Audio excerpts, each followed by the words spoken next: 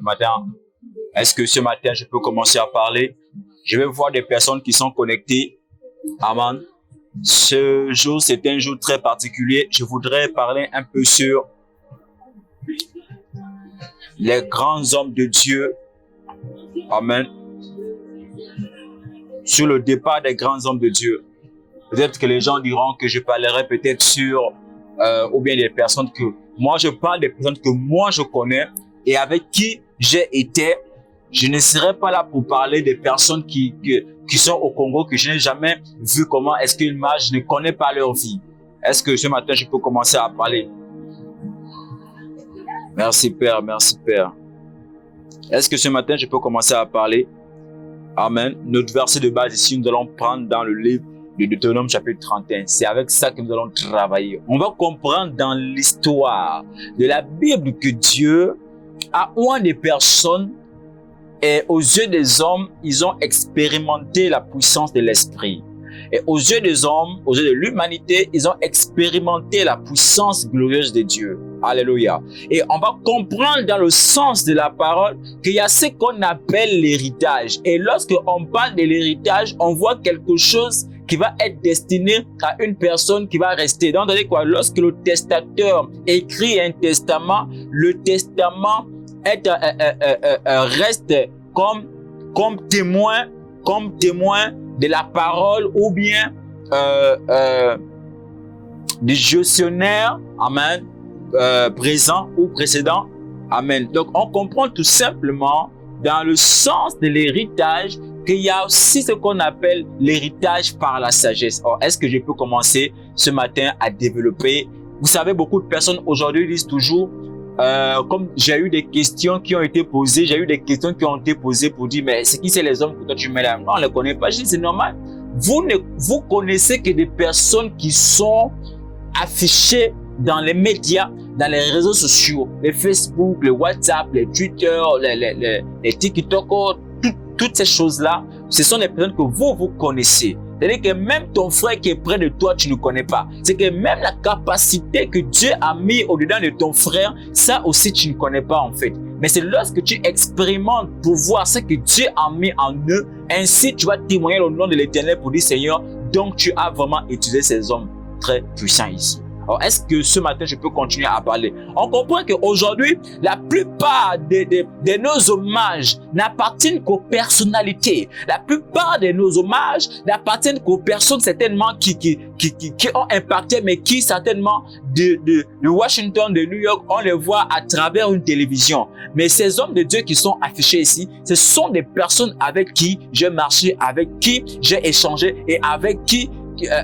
on a expérimenté la puissance de Dieu. Alléluia. Déjà, lorsqu'on peut parler de ces trois personnages, on comprend qu'il y a eu des personnes qui manifestaient dans la sagesse, et des personnes qui manifestaient dans la délivrance, donc dans le combat spirituel, et d'autres étaient dans les révélations. Amen. Vous voyez que dans une église, on se complète. Alléluia. Et on comprend aujourd'hui que la plupart des personnes, même l'héritage qui est resté, les gens aujourd'hui, comme je disais, qui ne parlent que des personnalités qui sont certainement connues dans les médias. Mais en cette génération, là où nous sommes aujourd'hui et actuellement, c'est que nous sommes dans une phase de dire hommage aux hommes de Dieu que vous connaissez. Est-ce que je parle ici à l'esprit de quelqu'un? Alléluia. Que vous connaissez. Exemple, on connaît par exemple le père J.B. Joshua, on connaît tous ces grands hommes de Dieu. De la Côte d'Ivoire, le prophète Kakou Sévérin, on connaît beaucoup de personnes, vous voyez. Donc, on connaît tous les pasteurs qui sont morts ici, certainement, qui étaient connus par les médias aussi, par les autorités de cette nation. Est-ce que je parle ici à l'esprit de quelqu'un? Mais ces trois personnes ici que j'ai mis ici, ce sont des personnes que moi, j'ai marché et que j'ai vécu et que j'ai expérimenté les choses. Voici pourquoi des fois, lorsque vous marchez avec vos frères et vos sœurs, le plus important, ce n'est pas de juger l'autre par ses capacités physiques, mais juger-le par les actes qu'il pose, par les actes de bonheur. Ne voyez pas les mauvais côtés. Frère, écoutez, lorsque on parle de homme de Dieu, c'est qu'on comprend un être humain qui appartient à un Dieu. Est-ce que je parle ici à l'esprit de quelqu'un? Lorsque on parle d'un être humain ou bien des hommes de Dieu, on voit d'abord homme. Lorsqu'on parle de homme dans son état de création, on voit une personne, on voit un être qui a été créé par quelqu'un qui l'appartient. Est-ce que je suis en train de faire comprendre ici à l'esprit de quelqu'un? Et on comprend aujourd'hui que lorsqu'on dit que nous sommes hommes de Dieu, c'est-à-dire que lorsqu'on parle de l'état d'homme, on voit tout simplement les désirs charnels qui sont là installés. On voit les désirs charnels et lorsqu'on voit de Dieu, on voit une autorité, donc un maître, un commandant, quelqu'un qui dirige et qui commande la vie, qui amène à l'existence par l'autorité de sa parole. Alléluia. Donc, et aussi on voit que quand ces hommes de Dieu ici sont en train d'impacter dans leur génération, qui sont en train d'impacter dans leur ministère. Amen. Alléluia. Comme vous pouvez dire qu'on voit des personnes qui marchaient, que la Bible nous explique qu'ils marchaient avec Dieu, mais qui certainement on n'a jamais entendu sa voix. Écoutez, quand Dieu fait appel à Paul, quand Dieu fait appel à Paul, Paul n'était pas seul. Écoutez, soyons un peu de vrai. Écoutez, lorsque Dieu fait appel à Paul et Barnabas, Paul n'était pas seul. Barnabas était là avec lui pour la même mission. Est-ce que vous comprenez ici? Lorsqu'ils sont arrivés sur le terrain, la seule personne qui est connue, la seule personne que l'on parle ici trop, c'est de Paul. Mais or, qu'est-ce que Barnabas a fait? Barnabas avait l'esprit de Dieu. Il marchait avec Dieu, mais il ne faisait pas ce que Paul faisait. Ça ne veut pas dire qu'ils n'avaient pas la même onction que Paul. Ils avaient tous la même onction quand ils ont été appelés ensemble. Mais à cause de quelque chose qui s'est passé entre eux, Barnabas a décidé de se retirer. Et voici pourquoi vous allez voir un peu les lettres de Paul. C'est comme s'il se plaignait un peu beaucoup et il tient beaucoup à s'excuser auprès des frères et beaucoup de choses. Amen. Ah, c'est une autre histoire. Donc, on comprend tout simplement que lorsque Dieu va appeler Moïse, Moïse va être revêtu de l'esprit de Dieu, donc de la puissance d'en haut. Et lorsque Moïse va recevoir le mandat était que Moïse devait aller sauver ou délivrer, sortir de l'Égypte le peuple de Dieu qui a été en esclavage pendant plusieurs années. Alléluia. Et on va comprendre dans l'histoire que Moïse va alors aller. Mais Moïse n'était pas seul. Moïse ne pouvait pas affronter toute une nation seule. Écoutez, c'était impossible que Moïse aille seul afin de parler devant Pharaon pour dire que Dieu m'a envoyé afin de délivrer ou bien de laisser partir son peuple. Alléluia. Mais alors Dieu, dans sa suprématie, va alors susciter des personnes et des hommes qui vont marcher avec Moïse pour que Moïse ait quand même un poids. Alléluia. Et préparer quelqu'un, certainement, qui va rester à la place de Moïse. Il faut comprendre quelque chose, que quand une personne part d'une église, il y a comme une place vide qui reste. Mais que cette place vide, que cela soit vite remplacé. Oh, est-ce que je peux encore parler ici à l'esprit de quelqu'un? Je suis en train de chercher quelque chose ici. Alléluia.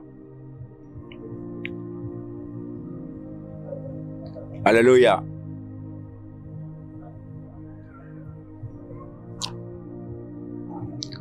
Quand des personnes meurent dans une église, les gens font comme si l'église était devenue un endroit de la sorcellerie. Lorsque la personne réussit à l'église, les parents sont contents. Lorsque la personne se marie à l'église, les parents sont contents. Lorsque les hommes ici dans les églises font les fêtes, les parents sont contents. Et quand une personne meurt dans une église, les parents se lèvent contre cette même église qui auparavant, eux, ils ont tapé les mains, ils ont acclamé pour le succès qui sortait au canal de leur enfant dans cette église. Les gens se lèveront pour dire que, je sais pas trop, ils viendront s'opposer contre le ministère pour dire que c'est votre église qui avait assassiné un tel, c'est votre église qui avait tué un tel, c'est votre... Oh, la sorcellerie sort depuis les racines familiales. Écoutez, la sorcellerie sort depuis les racines de famille et qui fait en sorte que même si tu es super bishop, tu as toujours des liens. Tant que les liens ne sont pas brisés et tant que tu n'étais pas repenti,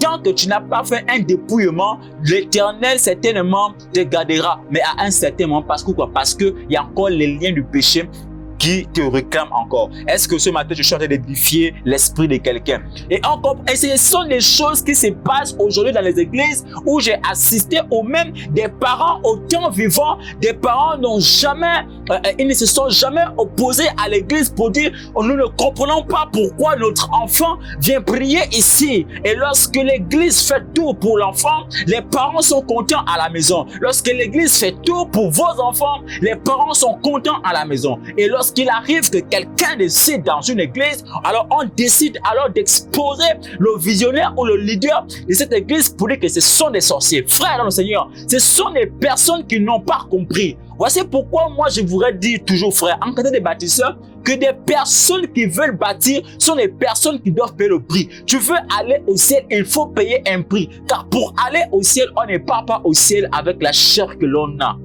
Oh, est-ce que je parle ici à l'esprit de quelqu'un? Et beaucoup des églises, c'est maintenant leur habitude. C'est que lorsque une personne meurt, en quantité de chrétiens, même dans une église, on va accuser l'homme de Dieu, on va accuser le pasteur, que le pasteur est un sorcier, que le pasteur est une information, son onction augmente parce qu'il y a des âmes qui meurent, son onction augmente parce que c'est ça. Mais pendant que l'homme de Dieu était en train de dormir dans l'église, les côtes 3 ans, ou bien 3 mois, ou bien 6 mois ou 7 mois, les côtes au sol, Dieu a restauré son onction, Dieu a augmenté son onction est en train de monter, et vous vous mettez à dire que non, que ce sont les hommes de Dieu de sacrifice qui sacrifient les âmes pour avoir une onction. Frère, l'onction n'amène pas au ciel.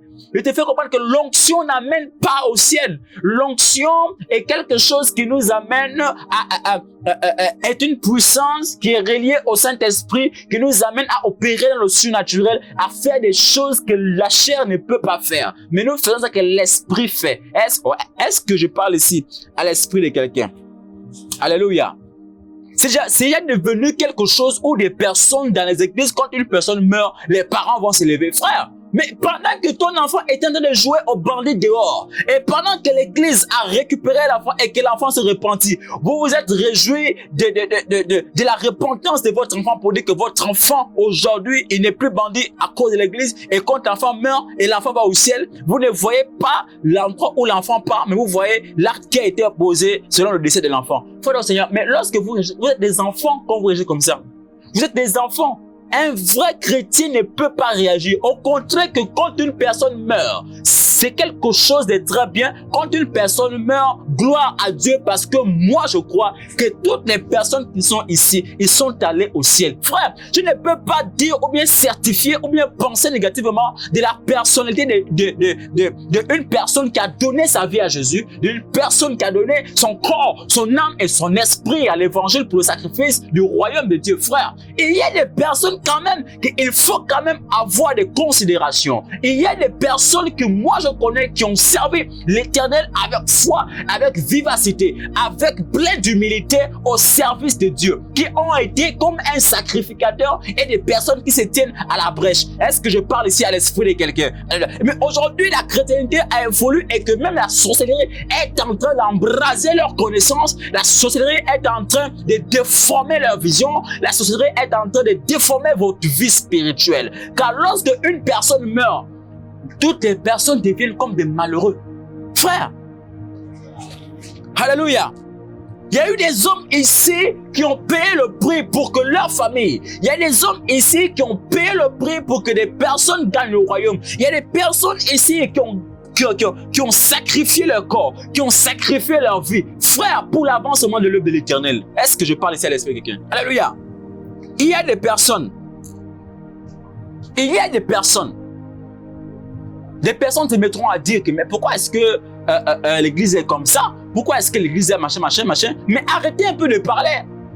Arrêtez de parler des choses de la chair. Prêchez le royaume de Dieu. Prêchez la puissance du Saint-Esprit. Prêchez la repentance. Prêchez le péché. Il n'est pas interdit. Même moi qui suis pas malin, je suis capable et je prêche sur le péché parce que même si je marche encore à l'intérieur, certainement, mais il faut quand même que je parle de ça afin d'édifier les autres. Les autres diront, oh, machin, et pourquoi est-ce que toi tu appelles le péché? Est-ce que Jean qui prêchait la repentance, il parlait du péché, il prêchait pour dire que repentez-vous dans Matthieu chapitre dans Matthieu chapitre 3, à partir de verset 2 à 3, que Jean était un homme qui vivait dans le désert, qui se nourrissait des sauterelles et du miel sauvage. Lorsqu'il vint alors pour prêcher la repentance, il pouvait parler en ces mots pour dire que repentez-vous car le royaume de Dieu est proche. Donnez vos vies au Seigneur. Ça veut dire quoi? Il prêchait le péché, il n'était pas marié. Même des personnes qui sont mariées marchent dans le péché. Arrêtez vos histoires de dire que vous ne pouvez pas prêcher parce que vous n'êtes pas marié. Frère, les sacrificateurs qui prêchent, est-ce qu'ils sont mariés? Et il y a des personnes qui se tiennent à la brèche, qui prêchent, est-ce qu'ils sont mariés? Même des personnes qui sont mariées, frère, font de mauvaises choses. L'apôtre Paul n'était pas marié, mais il prêchait et aujourd'hui on lit ses livres. Oh, il y a eu des hommes, mais vous les hommes, vous jugez les gens par des actes. Vous jugez les gens parce qu'ils font de mauvaises choses, frère. Mais il y a des personnes que Dieu utilise, que vous dites que non, que ce qu'il fait n'est pas bien. Est-ce que je parle ici à l'esprit de quelqu'un? Il me semble que je suis un peu bizarre ce matin. Parce qu'il y a des choses qu'on essaie un peu d'expérimenter. Il n'y a pas la vérité dans les églises. On cache la vérité. On ne prêche pas sur le péché. On ne prêche pas sur la mort. Parce que ici, la Bible nous parle de la mort et de la résurrection de Jésus. La Bible me fait comprendre que lorsque Jésus est mort, c'est en mourant qu'il a reçu la résurrection. Car nul ne peut recevoir la résurrection au temps vivant. On reçoit la résurrection après la mort d'un être. Un être cher qui est mort et qui est mis dans une chambre froide, par miracle, peut recevoir une résurrection. Il peut revenir à la vie. Lazare était mort, enterré. Jésus a parlé une fois et il est revenu à la vie. Écoutez, il y a des alliances et il y a des hôtels qui vous réclament certainement et qui empêchent votre avancement et qui empêchent que votre ministère avance. Est-ce que je parle ici bien à l'esprit de quelqu'un? Et beaucoup de personnes se sont mises là à la tête. Beaucoup de personnes marchent avec cette capacité. C'est pas trop de penser moins des autres. Alléluia.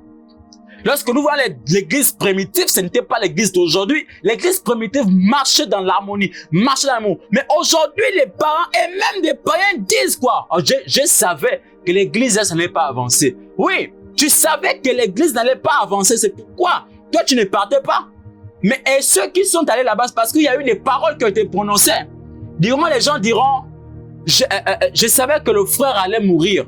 Mais tu savais que le frère allait mourir. Pourquoi est-ce que tu n'as pas parlé? Pourquoi est-ce que tu n'as pas averti pour que les gens se tiennent à la brèche? Pourquoi est-ce que tu n'as pas averti que le frère allait mourir pour que les gens commencent à prier et à jeûner, même pour une seule personne? Pourquoi est-ce que tu n'as pas averti? Sinon, tu es quoi? Tu es un sorcier. Parce que tu peux voir ton voisin, tu sais pas, en train de, je sais pas trop. Les gens diront, je savais.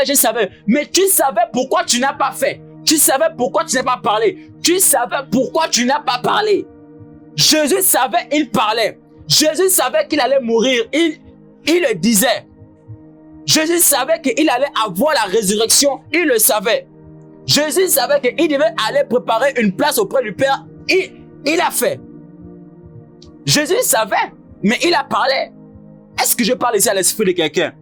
Est-ce qu'on parle des généraux ici? Ce sont des personnes qui ont marché dans la foi. Ce sont des personnes que le diable a tenté depuis leur naissance, mais qui après un temps, ils ont fini ce dont l'Éternel les avait créés. Mais c'est comme je pouvais dire dans les paroles précédentes qu'il y a une place qui est suspendue actuellement dans les églises. Après la disparition, il y a une place qui est vide dans une église. Il y a une place vide. Il y a une place dont actuellement personne n'occupe dans l'église. Aïe, aïe, aïe, aïe, aïe. Est-ce que là, je peux rentrer dans mon message? Alléluia. Est-ce que je peux rentrer dans mon message?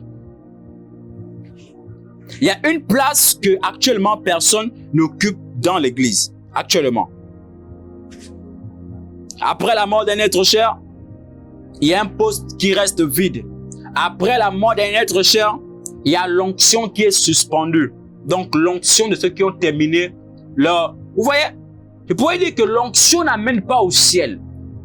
Alléluia. Parce que si l'onction amenait au ciel, le titre que tu avais et tout ce que tu avais, tu allais aller avec. Si tu occupais la place d'un pasteur au sein d'une assemblée, quand tu décèdes, quelqu'un te remplacera en qualité de pasteur. C'est-à-dire que l'onction pastorale est suspendue après le décès de quelqu'un qui a été consacré en qualité de pasteur. il y a l'onction qui reste là et qui est suspendue. Donc, il faut une nouvelle personne qui viendra prendre cette onction afin de terminer la vision. Voici pourquoi, écoutez, Dieu n'a pas deux visions. Dieu a une seule vision. Mais ce sont des hommes qui amènent à certaines personnes de comprendre que Dieu a beaucoup de visions. C'est comme si Dieu changeait. Quiconque a beaucoup de visions est une personne qui change. Quiconque a une vision, une personne qui ne change pas. Dieu est une personne qui ne change pas. C'est une personne exceptionnelle. Il n'a qu'une seule vision. Il a une seule vision que lui il a. C'est que tous les enfants soient couronnés à la fin. Voici pourquoi il pouvait parler de toutes les personnes qui auront résisté aux persécutions. Je ne parle pas des tentations, mais aux persécutions sont les personnes qui seront couronnées d'une couronne de gloire, d'une couronne. Alléluia. Mais pour être couronné de ça, il faut d'abord être sur la terre afin d'encaisser les flèches. Il faut d'abord être sur la terre afin d'établir et d'accomplir la mission pour laquelle l'Éternel t'a envoyé sur la terre. Est-ce que je parle ici aux généraux ici? Alléluia. Est-ce que je vais parler ici aux généraux? Est-ce que je parle ici aux généraux? Alléluia. Il y a des personnes comme ça. Partage direct, partage direct, partage direct. Même si ça fait mal, partage direct. Alléluia. Partage direct. Amen. Partage direct. Partage direct. Je vais prendre ici dans le livre de Deutéronome chapitre 31. À partir du verset 7. Écoutez très bien. Puis Moïse appela Josué et lui dit devant tout Israël. Puis Moïse appela Josué et va parler à Josué devant toute une foule, devant un pays. Il va parler à Josué devant un pays. Il va dire ceci. Prends courage, tiens bon, car c'est toi qui feras entrer ce peuple dans le pays que l'Éternel a promis par serment à leurs ancêtres de leur donner. Amen. Il leur a donné, et c'est toi qui leur en feras prendre possession. Verset 8. L'Éternel lui-même marchera devant toi, il sera avec toi, il ne te délaissera pas et il ne t'abandonnera pas, ne crains rien et ne te laisse pas effrayer. Est-ce que je parle ici aux esprits? Je parle ici aux esprits. Vous voyez que pendant que Moïse, et pourtant il y a eu des gens qui ont marché avec Moïse bien avant Josué. Il y a eu des personnes qui ont marché avec Moïse bien avant Josué. Josué marchait dans la foule d'Israël. Josué marchait dans la foule d'Israël. Josué vient être connu, c'est vers la fin de la vie de Moïse que Josué va être. Écoutez, il y a des personnes qui marchent avec toi certainement que tu ne connais pas, mais que Dieu enverra de loin pour venir te succéder. Il y a des personnes certainement que tu es en train de négliger, d'ignorer, parce que tu te dis, lui, qu'est-ce qu'il peut faire? C'est un jeune homme. Il va faire quoi? Et là, comme il est tout petit, il est tout jeune. Il fait même ça parce qu'il peut-être qu'il est encore jeune, pourquoi il a l'onction, machin, tout ça. C'est qu'un gamin. Les gars, laissez-le petit. Mais le petit que tu es en train de laisser, c'est une histoire un peu comme avec Gédéon. Une personne pauvre, une personne qui n'avait rien du tout, mais qui aujourd'hui, l'Éternel avait élevé à délivrer sa famille, à délivrer un pays. Écoutez, il y a eu un prophète qui a été connu depuis le monde des esprits, bien avant qu'il ne soit dans le ventre de sa mère. Dieu le connaissait déjà en esprit. Ils avaient déjà traité avec Dieu dans le monde spirituel, bien avant que son père et sa mère ne s'accouplent pour qu'ils puissent venir au monde. Écoutez, Dieu connaissait Jérémie. Voici pourquoi il va dire à Jérémie, je te connaissais bien avant que tu ne sois conçu dans le ventre de ta mère. Je t'avais déjà établi prophète des nations. C'est-à-dire quoi? Qu'il y a des personnes que Dieu a dans le monde spirituel, mais qui ne sont pas encore nés, qui viendront sortir un pays, qui viendront sortir une famille de l'échec, de la malédiction et du malheur. Je ne sais pas si je parle ici à l'esprit de quelqu'un. Je suis en train de déclarer et de décréter que tu seras parmi des personnes qui feront sortir des personnes en difficulté. Dieu certainement va te bénir abondamment par ton amen au nom de Jésus, et en commentaire, rentre dans cette bénédiction. Alléluia. Donc, il va dire à Josué, ne t'effraie point, n'aie pas peur, prends courage. Prends courage, Josué. Prends courage. En prenant courage, l'Éternel sera avec toi. Tu ne seras pas seul. Je marcherai avec toi. Partout où tu seras, je serai avec toi. Ainsi Josué a marché et ainsi Moïse est mort. Et lorsque Moïse a mouru selon l'ordre de l'Éternel dans Deutéronome chapitre 34 au verset 5, que Moïse mourut selon l'ordre de l'Éternel. Donc on comprend que lorsque Dieu va enlever Moïse, automatiquement il y a eu un homme appelé Josué qui est venu remplacer pour ne pas que cette onction reste toujours suspendue. L'onction de Moïse est tombée sur Josué. Voici pourquoi lorsqu'il pouvait parler devant la foule d'Israël, les gens pouvaient dire, mais Josué est un jeune comme ça, qu'est-ce qu'il viendra faire? Ainsi, il a commencé à faire des miracles pour que le peuple croie qu'il avait la dimension de Moïse. Or, est-ce que je parle ici à l'esprit de quelqu'un? Alléluia. Donc, l'onction est tombée sur lui. L'onction c'est pas trop, l'onction de leadership est tombée sur lui et a commencé à conduire le peuple. C'est ainsi qu'il a commencé à entendre la voix de Dieu. Lorsque l'Éternel vous mandate, lorsque vous êtes envoyé par Dieu, quelles que soient les difficultés ou quelles que soient les grottes ou quelle que soit la fournaise, certainement vous entendrez les orientations de Dieu de manière... Il y a des hommes de Dieu qui sont appelés à voir très très loin. C'est-à-dire que quand Dieu avertit d'une situation, il faut savoir considérer cela. Il faut savoir penser et de dire, ah, est-ce que si cela vient de toi, ainsi on va le faire. Mais parce que vous voyez le corps d'un jeune qui se met à parler sur des choses qui vont arriver, vous, parce que certainement vous êtes vieux, vous dites, ah, celui-là peut-être qu'il vient de naître, vous voyez les jeunes ou bien parce qu'il est trop... Non, frère. Lorsque Dieu a une personne, Dieu amène cette personne à l'expérimenter, à chercher Dieu. Lorsque des personnes se mettent au service de Dieu, Dieu probablement, il ne lui cache plus sa face, mais il dévoile sa face afin que ceux qui voient la face de Dieu commencent à vivre un changement radical. On dit que Moïse, lorsque Moïse est arrivé à la montagne, Moïse a vu un buisson en train de brûler. Il va se rapprocher et Dieu va commencer à dire, Moïse, ôte tes chaussures. Et lorsque Moïse va redescendre avec la révélation, Moïse va commencer à briller. Donc, je vais comprendre là à l'instant que Moïse n'était plus la même personne lorsqu'il a rencontré Dieu. Écoutez, il y a croisé et rencontré. Je n'ai jamais croisé Dieu, mais j'ai rencontré Dieu.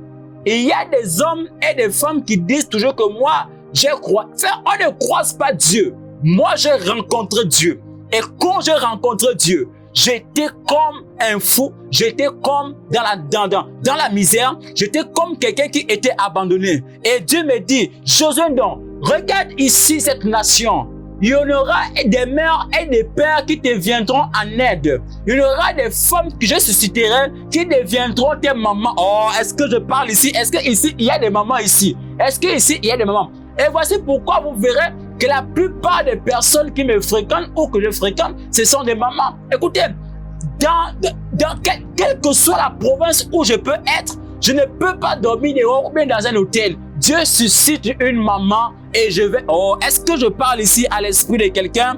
Écoutez, j'étais dans une ville appelée Astrouville. Je quittais un chantier forestier.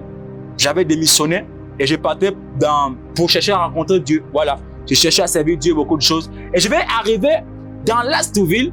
Dans l'Astrouville, je ne connaissais personne. Ainsi, je vais aller quelque part où un ami va m'amener dans un maquis, dans un bar. Je vais alors passer parce que moi, je voulais juste dormir. Et le lendemain matin, j'allais anticiper pour aller quelque part pour continuer ma transition. Ou bien ma transition.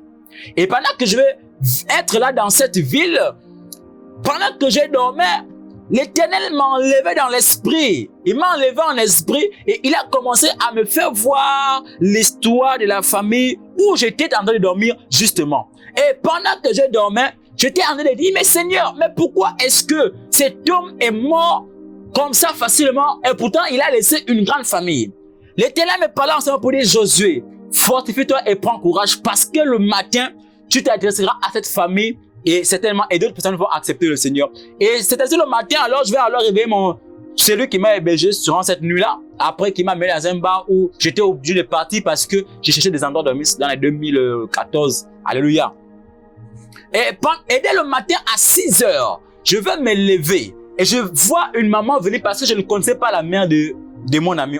Bon, il venait souvent chez moi, mais je n'allais jamais chez lui. Donc, je ne comptais pas sa mère. Et lorsque je vais alors arriver là, quelque chose va se passer. Je vais alors voir sa maman. Je commençais à parler dans la vie de cette maman et à détailler la date que son mari était décédé et l'esprit de mort qui réclamait et la maladie qui était en elle que l'Éternel avait bénie de façon instantanément. Or, est-ce que je parle ici aux esprits et elle a été guérie? Et vous savez, la seule chose qu'elle m'a dit, mon fils, c'est Dieu qui t'a envoyé chez moi. Tu es ici chez moi, tu ne vas jamais louer, tu ne vas jamais rien payer, mais je vais t'héberger moi-même jusqu'à ce que ton cœur décide de partir, tu vas partir. Écoutez, il y a des hommes que lorsque Dieu t'a oint, tu as été mandataire, l'Éternel t'a mis une onction très particulière pour exécuter à une mission spirituelle. L'Éternel ne t'enverra pas seul. Moïse n'était pas seul. Et Josué n'était plus seul car toutes les personnes qui marchaient avec Moïse sont venues derrière Josué pour soutenir Josué pour que Josué puisse aller à la terre promise. Alléluia. Donc on comprend que Moïse et Josué se rendaient à la tente de la rencontre et c'était à l'intérieur. Là, l'Éternel a apparu dans la colonne de nuée, my God. Pendant que Josué va aller avec Moïse dans la tente pour parler à Dieu. Écoutez, il va arriver un moment lorsque on te recommande à Dieu, my God. Il y a un signe qui doit apparaître. Lorsque on t'établit quelque part, il y a un signe qui doit apparaître. Ici, dans l'histoire, on nous raconte que l'Éternel, Moïse va amener Josué sous la tente et il va commencer à parler. Il y a eu l'apparition par la colonne, my God. Alléluia. Par la colonne de nuée qui s'était à l'entrée de la tente, s'adressant à Moïse et lui dit, voici, tu as bientôt rejoint tes ancêtres décédés, my God. On comprend. Écoutez, les gens disent que lorsque Dieu viendra, personne ne saura. D'accord? Mais ici, on comprend que lorsque Moïse meurt, oh my God. Est-ce que vous comprenez? D'autres disent qu'ils ne savent pas le jour de leur mort. Mais ici, Moïse connaissait déjà le jour de sa mort. Il connaissait déjà la saison de sa mort. Il connaissait que là, Dieu est en train de me prendre. Il faut que je me prépare. Et là, il va dire ceci. Voici, tu vas bientôt rejoindre tes ancêtres décédés. Après ta mort, ce peuple ira se prostituer avec les dieux étrangers du pays dans lequel se rend. Il m'abandonnera et violera l'alliance que j'ai conclue avec lui. Amen. À cause de cela, ma colère s'enflammera contre lui. En ces jours-là, je l'abandonnerai et je me détournerai de lui. Alléluia. Donc, vous allez comprendre quelque part que Moïse va préparer sa mort. Moïse a préparé un fils. Moïse a pris le soin de montrer le sacerdoce à son fils, Josué. Alléluia. Et Josué s'est soumis à l'onction de Moïse, donc à l'onction de Dieu. Et il parlait au peuple et il a pris courage. Et Dieu va s'adresser à Josué dans le livre de Josué chapitre 1 à partir du verset 8 que ce livre de la loi que Moïse te donne là ne t'éloigne jamais. Il faut que tu médites ce livre nuit et jour afin de réussir dans tes missions, afin de réussir dans tes projets, afin de réussir dans ce que tu es en train d'entreprendre. Est-ce que je parle ici aux esprits des personnes ici? Afin de réussir. Donc, on comprend que pour réussir, il faut d'abord te mettre sous l'autorité d'un père. Et lorsque tu es sous l'autorité d'un père, l'onction et la méditation sera l'accomplissement à ce pourquoi l'Éternel t'a appelé pour l'accomplissement de son œuvre. Est-ce que je parle de ces esprits? Donc on comprend qu'il y a une préparation en toutes choses. Même il y a des personnes qui préparent leur mort. Il y a des personnes qui préparent leur introduction. Il y a des personnes qui préparent leur bénédiction. Il y a des personnes qui préparent leur fécondité. Alors je suis en train de prophétiser sur 10 à 15 têtes ici, connectées et en train de me suivre, que tu feras partie de ces 15 personnes que l'Éternel va bénir pour préparer ses fiançailles, pour préparer son mariage, pour préparer sa mort, pour préparer le royaume des cieux au nom de Jésus de Nazareth. Alléluia. Donc je peux dire que Il y a des prédications qui ne sont point prêchées dans les églises qui amènent les chrétiens à déserter. Alléluia. Soyons des hommes vrais et soyons des hommes de Dieu vrais. Soyons des personnes qui marchent avec l'Éternel dans la sainteté, dans la considération, marchons dans la plénitude du Saint-Esprit. Que Dieu vous bénisse encore. Mais sachez que les généraux resteront toujours gravés dans nos cœurs. Ici, j'ai le pasteur, Alfred Ndong, qui était pasteur à Minvoul, de combat spirituel, alléluia, dans les nations, l'église apostolique et prophétique de combat spirituel. J'ai ici le pasteur Justin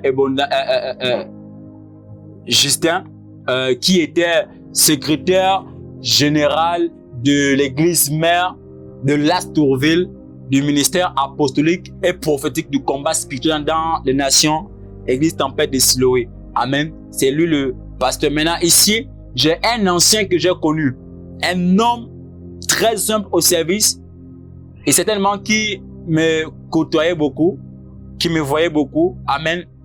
Et qui, lui et moi, nous dormions à l'église autrefois, les côtes cassées. Nous faisions l'œuvre de Dieu et le sacrifice. Amen. Il y a eu des temps qui sont magnifiques et extraordinaires. C'est tellement que je n'oublierai jamais. Et il y a l'onction qui est suspendue. Et cette onction qui est suspendue, et il n'y a que des personnes qui restent sur la terre et qui sont prêts à œuvrer pour l'Éternel, qui vont mériter cette onction afin d'accomplir la mission pour laquelle ils ont été appelés. Tu peux être appelé pour aller à Lastourville, tu peux être appelé pour aller aux États-Unis, pour aller pour une mission. En cours de route, l'Éternel t'amènera doucement, tu vas former des fils, tu vas former des enfants et tu vas expliquer ta vision aux enfants. Le jour de ta mort, les enfants vont t'aimer ta vision. C'est comme ça qu'on réfléchit et on agit dans une église. L'église, peu importe les noms qui diffèrent. Je sais que les hommes de Dieu que je fréquente sont de la même église que moi. Et la même église que je parle, c'est le royaume. Au royaume, il n'y a pas de différence. Au royaume, il n'y a pas de parti pris. Et au royaume, il n'y a pas de dire, il était de telle église. Non, frère. Jésus est le corps de Christ. Jésus est l'époux. Jésus est la solution. Et Jésus est une personne par le canal, nous passons pour aller au Père. Jésus est la solution. Je vous dis dans la vérité, dans le Seigneur, que Jésus, aucune unité. Écoutez, Jésus aime des personnes. Jésus est amour. Mais laissez-moi vous dire qu'aucune unité de mesure ne peut définir son amour infini. Il reste Dieu. Au nom de Jésus que j'ai prié. Quelqu'un par commentaire peut dire Amen. Et avec cette bénédiction, cette prédication, fasse une bénédiction à ta vie. Shalom.